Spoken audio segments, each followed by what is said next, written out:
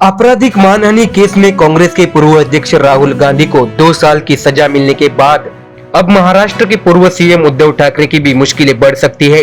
एकनाथ शिंदे गुट के शिवसेना सांसद राहुल रमेश शेवाली की ओर से दायर मानहानि मुकदमे में दिल्ली हाई कोर्ट ने उद्धव ठाकरे और उनके बेटे आदित्य ठाकरे और वरिष्ठ नेता संजय राउत को समन भेजा है। दरअसल राउत ने आरोप लगाया था कि शिंदे गुट को धनुष और तीर का निशान मिलने के पीछे 2000 करोड़ रुपए की डील है।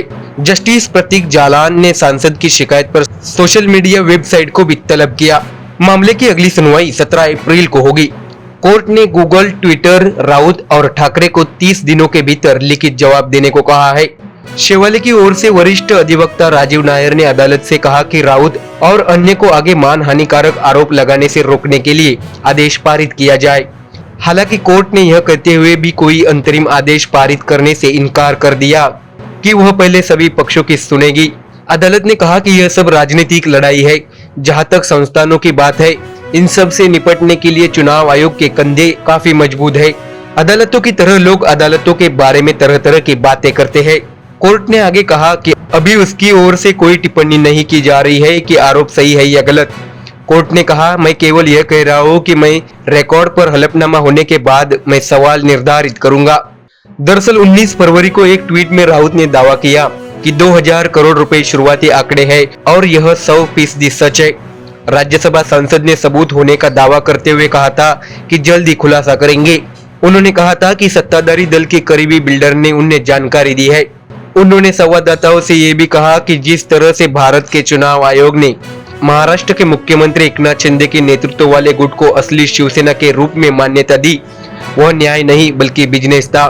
तो अब देखना होगा कि हाई कोर्ट से समन मिलने के बाद उद्धव ठाकरे और आदित्य ठाकरे इस पर अपना क्या बयान दर्ज करते हैं।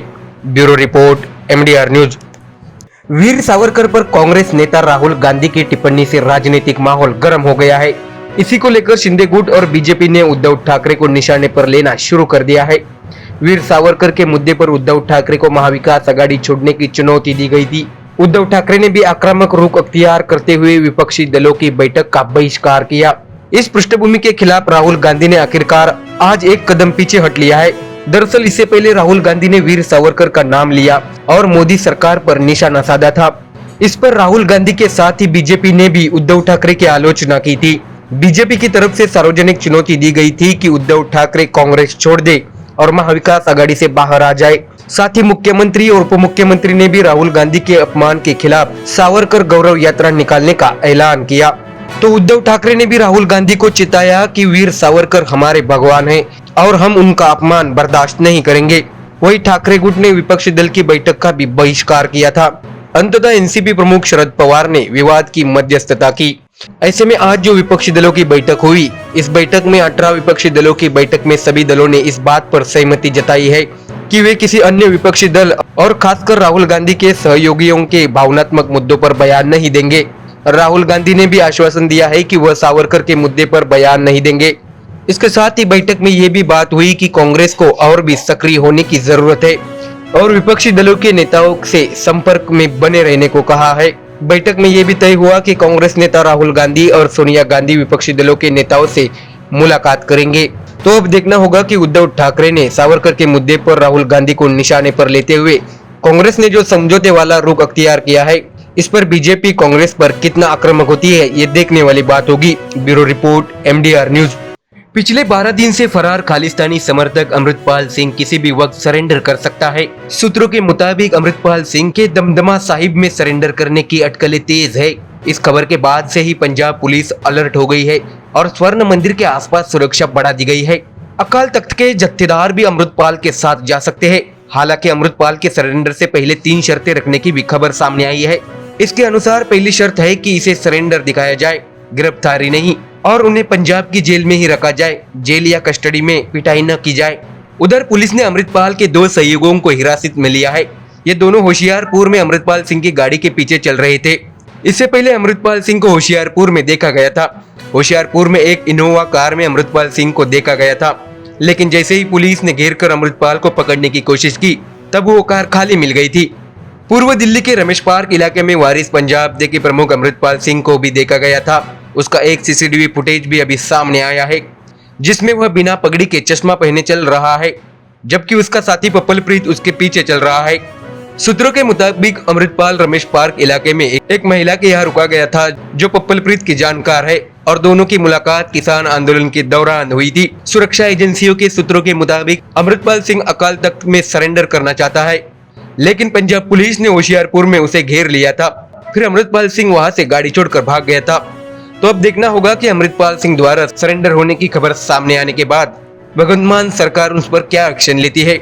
वैसे भी केंद्रीय गृह मंत्री अमित शाह ने अमृतपाल सिंह पर सख्त रवैया अपनाने का दावा किया है। Bureau report, MDR news.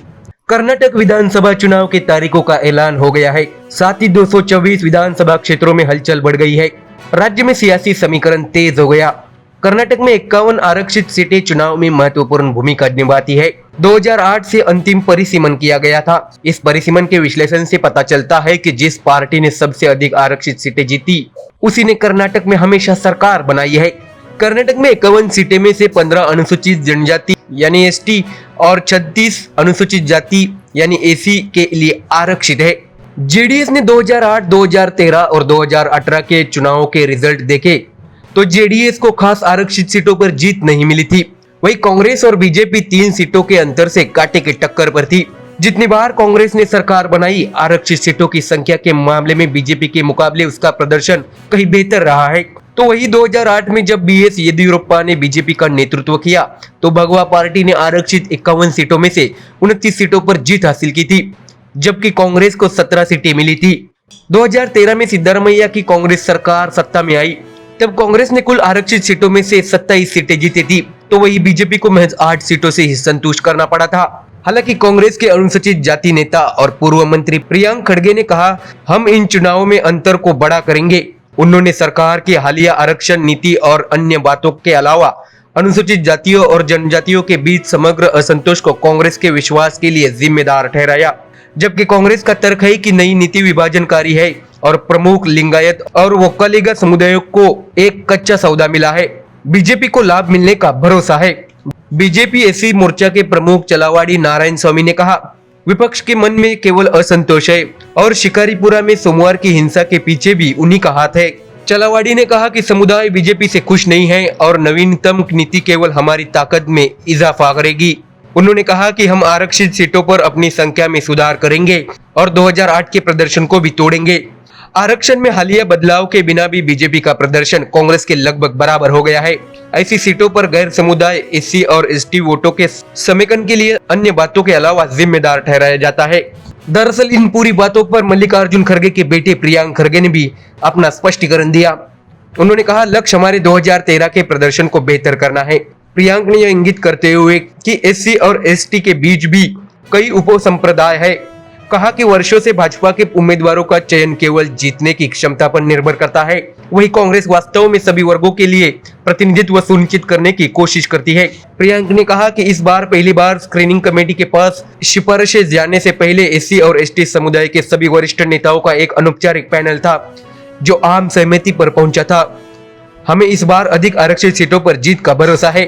तो अब देखना होगा कि कर्नाटक में होने वाले विधानसभा चुनाव में कांग्रेस और बीजेपी में बड़ी मात्रा में खेल होने की संभावना है। Bureau report, MDR news. देश की सबसे पुरानी पार्टी कांग्रेस के युवराज राहुल गांधी की मुसीबतें कम होने का नाम नहीं ले रही है। दरअसल राहुल गांधी के सारे चोरों के सरनेम मोदी ही क्यों है, इस बयान पर अपनी संसद खो चुके राहुल गांधी की मुश्किलें बढ़ती ही जा रही है। लेकिन लगता नहीं है कि सूरत कोर्ट से मानहानि के मामले में सजा पाने और लोकसभा सदस्यता गंवाने के बाद भी मामला थमने वाला है। अब अरबपति कारोबारी ललित मोदी ने राहुल गांधी के खिलाफ यूनाइटेड किंगडम यानी UK में मानहानि का मुकदमा दर्ज करने की बात की है। वो देश के खजाने को लूटने वालों की लिस्ट में अपना नाम बार बार शामिल किए जाने पर पिछले कई वर्षों से विदेश में रह रहे ललित मोदी ने बुधवार को सिलसिलेवार ट्वीट में अपने गुस्से का इजहार करते हुए कहा कि वो राहुल गांधी को तो कोर्ट में घसीट कर ही मानेंगे। उधर पटना की अदालत ने इसी मामले में राहुल गांधी को 12 अप्रैल को पेश होने को कहा है। बिहार के पूर्व उप मुख्यमंत्री और बीजेपी के राज्यसभा सांसद सुशील कुमार मोदी की शिकायत पर राहुल को समन भेजा गया है। दरअसल राहुल गांधी ने 2019 को लोकसभा चुनाव के दौरान कर्नाटक में कुछ नाम गिनाकर कहा था कि आखिर इन सारे चोरों के सरनेम मोदी ही क्यों है। गुजरात में बीजेपी के विधायक पूर्णेश मोदी ने राहुल गांधी पर मोदी समुदाय की मानहानि का आरोप लगाया और कांग्रेस नेता पर क्रिमिनल केस कर दिया। उसी मामले पर सूरत की अदालत ने राहुल गांधी को 2 साल की सजा सुना दी है। इसी सजा की वजह से राहुल को लोकसभा सदस्यता छीन गई। दरअसल राहुल गांधी केरल के वायनाड से सांसद थे। अब ललित मोदी ने उनकी मुश्किलें बढ़ा दी है। ललित मोदी ने कहा है कि वो भी राहुल के खिलाफ यूके में ही मुकदमा दर्ज करने वाले हैं। उन्होंने ट्वीट कर कहा है, मैं देख रहा हूँ जिसकी मर्जी होती है वो मुझे बार बार भगोड़ा करता रहता है। गांधी के लोग भी बार बार यही दोहराते हैं। क्यों? इसके लिए मुझे अब तक कब दोषी ठहराया गया? अब आम नागरिक भी राहुल गांधी की जुबान बोलने लगा है। ऐसा लगता है कि उन्हें और सभी विपक्षी नेताओं के पास कोई काम धाम नहीं है, इसलिए उन्हें भी या तो ठीक से जानकारी नहीं है या फिर दुर्भावना के शिकार है। उन्होंने आगे कहा, कम से कम यूके की अदालत में तुरंत घसीटने का फैसला कर लिया है। पक्का है उन्हें कुछ ठोस सबूतों के साथ ही आना होगा। पूरी उम्मीद है कि उन्हें खुद की ही मूर्खता साबित करते देखूंगा। दरअसल ललित मोदी ने गंभीर आरोप लगाते हुए कहा है कि गांधी परिवार ने देश को लूटा है। उन्होंने कुछ दिग्गज नेताओं के नाम लेकर दावा किया है कि वो सभी गांधी फैमिली को माल पहुंचाने वाले थे। उन्होंने इस लिस्ट में आर.के. धवन, सीताराम केसरी, मोतीलाल वोहरा और नारायण दत्त तिवारी का नाम लिया। उन्होंने लिखा, कमलनाथ से पूछे आप सभी की विदेशों में संपत्तियां कैसे आ गई? मैं पते और तस्वीरें भेज सकता हूँ। भारत के लोगों को मूर्ख मत बनाओ कि असल लुटेरा कौन है। ललित मोदी ने कहा है कि गांधी परिवार भारत पर अपना आधिपत्य मानता है। उन्होंने लिखा, गांधी परिवार ये सब करता है मानो उसे हमारे देश पर शासन करने का अधिकार हो।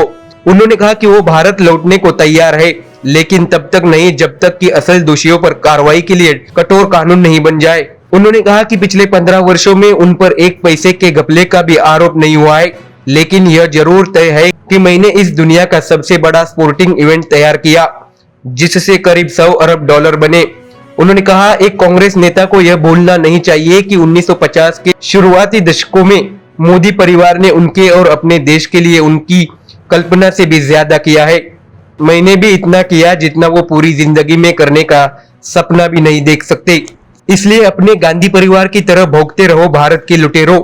अब देखना होगा कि ललित मोदी द्वारा राहुल गांधी को यूनाइटेड किंगडम में कोर्ट में घसीटने की बात सामने आने के बाद अब क्या राहुल गांधी और कांग्रेस परिवार इस पर कैसे रिएक्ट करता है, ये देखने वाली बात होगी। Bureau report, MDR news.